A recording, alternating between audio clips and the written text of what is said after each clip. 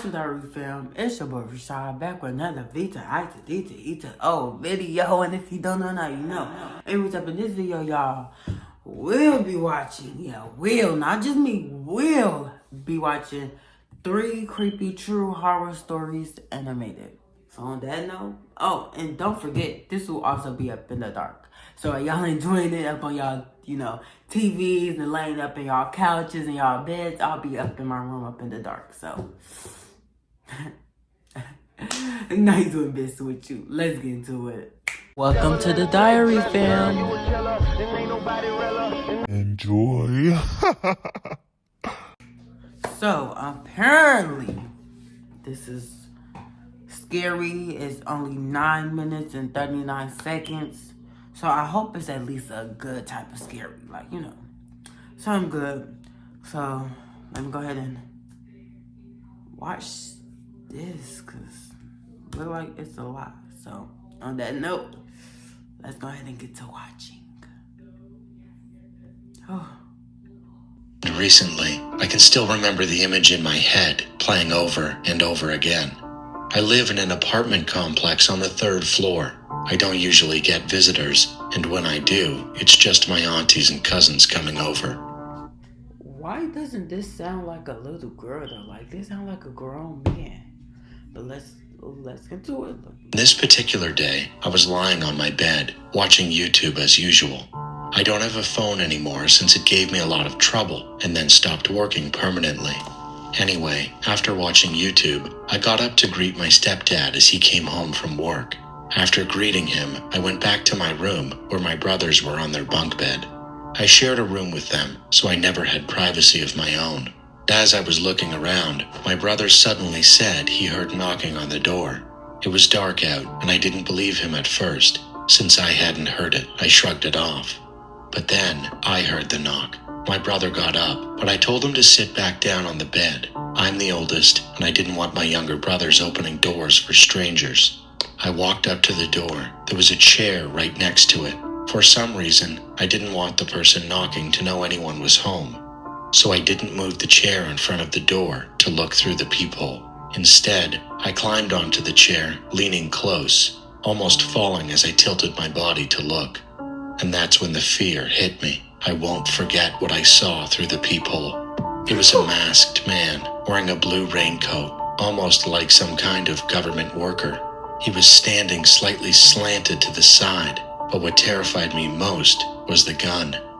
He held it right up to the peephole, almost as if he wanted whoever was looking to see it.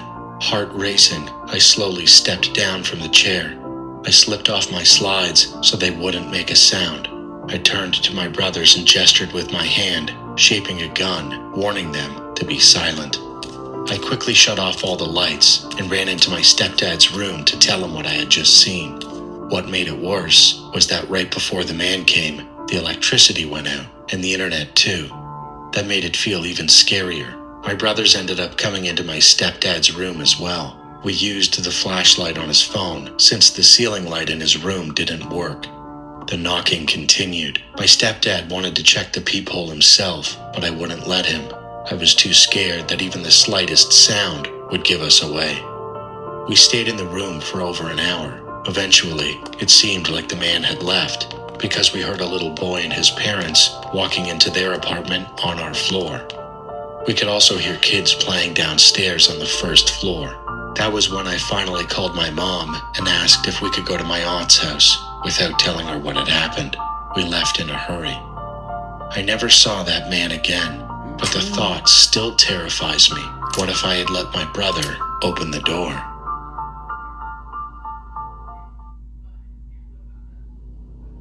I'm currently 28 years old, but this story happened when I was just 7, and Alright, y'all, so we up on the next story now. First one was horror, like that. That's scary, but that's a warning. Never open y'all doors.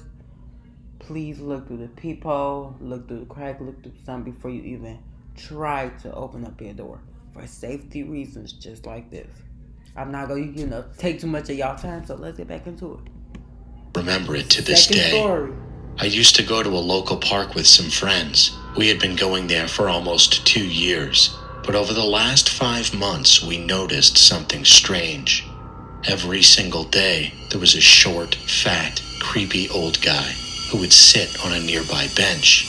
He'd just watch us, and other kids, for hours, with this unsettling grin on his face. We stupidly went there without any parents or guardians, since the park was close to our house and our parents trusted us.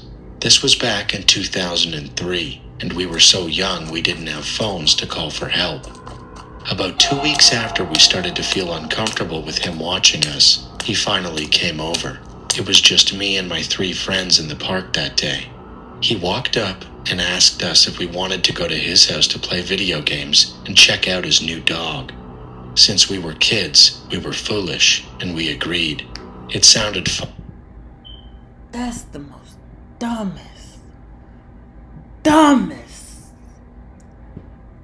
dumbest thing that you could do. Go to a stranger house. And I understand that they kids, but like, let's just, okay. And for a moment, we thought maybe he was just a kind guy after all, but we were very wrong. He said his house was about a 20-minute walk from the park, so the 4 of us walked with him. About 10 minutes into the walk, a cop car drove by and started to slow down.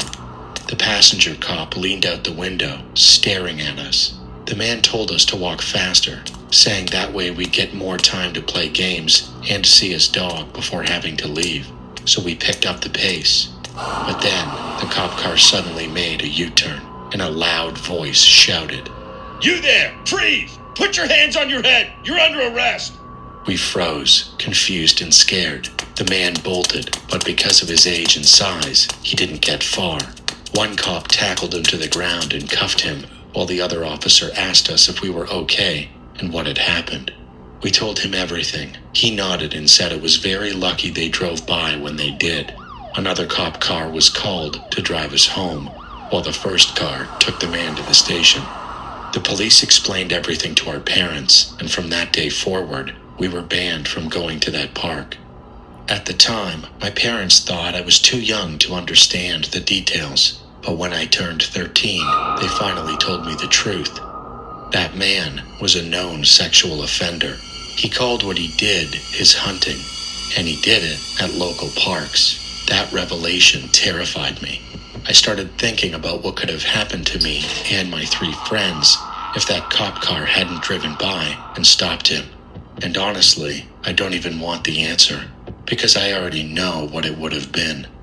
The police didn't share many details about his punishment.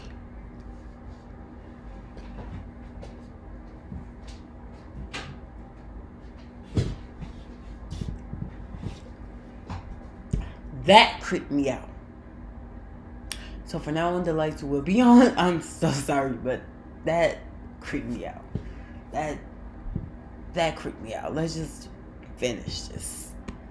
But my dad told me that one officer said the man would get at least 15 years in prison for his other crimes.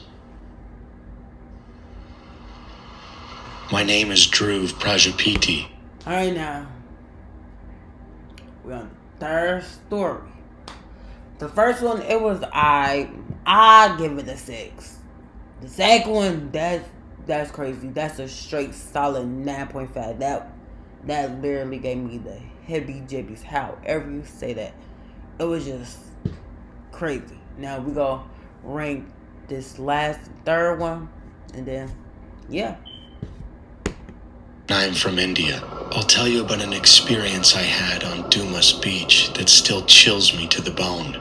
Dumas Beach in Surat has always been a place wrapped in mystery and dark rumors. People say it's haunted, and over the years, countless stories have circulated about strange sounds, vanishing shadows, and eerie figures that wander the sands at night. As curious as I am, I never really believed in any of it until one night changed everything. It was a rare weekend night, and some friends and I decided to hang out on Dumas Beach after sunset. We'd heard the rumors, the tales of restless spirits, unexplained disappearances, and how people seemed to disappear into the mist along the shore. But we just laughed it off. convinced it was nothing but local folklore meant to keep people away after dark. As we walked along the beach, the only sounds were the waves crashing and our voices echoing strangely in the emptiness. Then, without warning, an icy gust of wind swept across the beach. It cut right through us, and we all felt the sudden chill. One of my friends even joked, "Maybe it's one of the ghosts." but the laughter faded when we heard it. A whisper, faint and breathless, like someone was speaking just behind us. We stopped, our senses on high alert, and looked around. There was no one. The beach was empty. I brushed it off, figuring it was just the wind, but something felt wrong.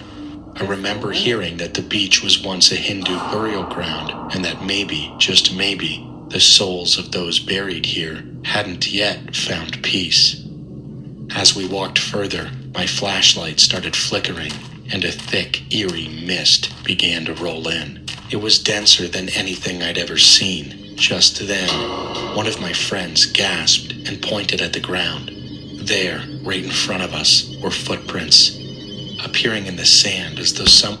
See, this is why you don't do dumb stuff with your friends. This is the main reason why you don't do dumb stuff with your friends. But hey, they wanted to do that. They wanted to do it. They wanted to do it. Invisible was walking straight toward us. Our nerves got the better of us, and one of my friends whispered, "Let's get out of here." I didn't need to be told twice, but something, maybe my curiosity or something else, held me back for just a moment longer. I looked down at the footprints moving closer, step by step, almost as if they had intent. And then, for just a brief second, I saw it, a shadow-like figure, its hollow eyes staring directly at me. The look in its eyes wasn't anger, it was something else, a mix of sorrow and warning. Heart racing, I stumbled back, and my friends and I broke into a run. As we sprinted back, I could hear faint whispers following us, growing louder, and footsteps closing in behind us. When we finally reached the entrance to the beach, where the glow of the streetlights met us, we dared to turn around. The mist had already thinned, and the beach looked silent, almost peaceful, as if nothing had ever happened. To this day, I have never gone back. Gee. Oh my God, they played. Alright. I'm a young The last story, I give it about an 8. It was mostly just jump scares that really, scare me. But that's all. If y'all like the video, like and subscribe. Like, please comment, share, turn that post notification bell on so you can be notified every time I post, because I'm always posting good stuff. Like, just like, subscribe, comment, turn that post notification bell so you can be notified every time I post. So on that note, I hope you have a great blessing. I hope you have a great rest of your day. Don't let nobody steal your shine, and you are amazing. Goodbye. Take me.